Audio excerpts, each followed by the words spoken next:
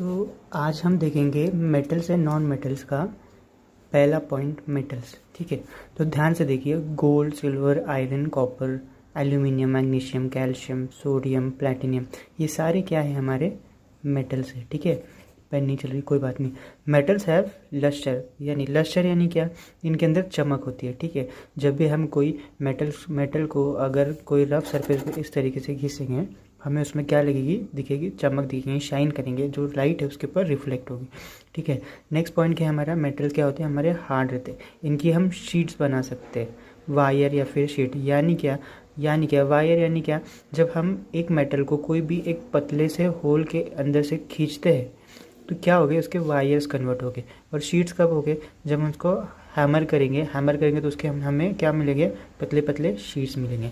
ठीक है, ये क्या होते हैं हमारे, गुड कंडक्टर ऑफ हीट होते हैं और इलेक्ट्रिसिटी है। कोई भी मेटल हीट का गुड कंडक्टर होता है और इलेक्ट्रिसिटी का तो कॉमनली सबको पता है कि होता ही है।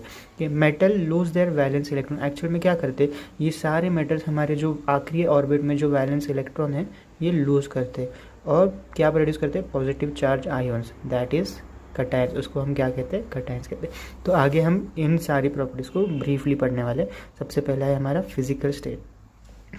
Under ordinary temperature metal stay in solid state, मतलब ऑर्डिनरी रूम टेम्परेचर पे मेटल का स्टेट क्या होता है, सॉलिड स्टेट होता है।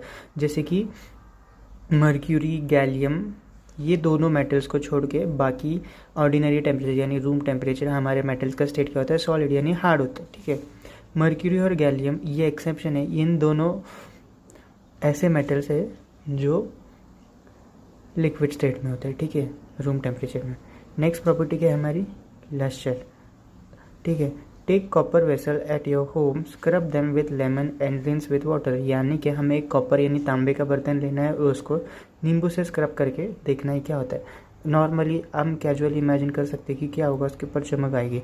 ऑब्जर्व द लस्टर, यानी कि उसके ऊपर की जो चमक देखो। Before and after cleaning, lights कैट reflective from the clean or freshly cut surface of metal and the metal looks luster।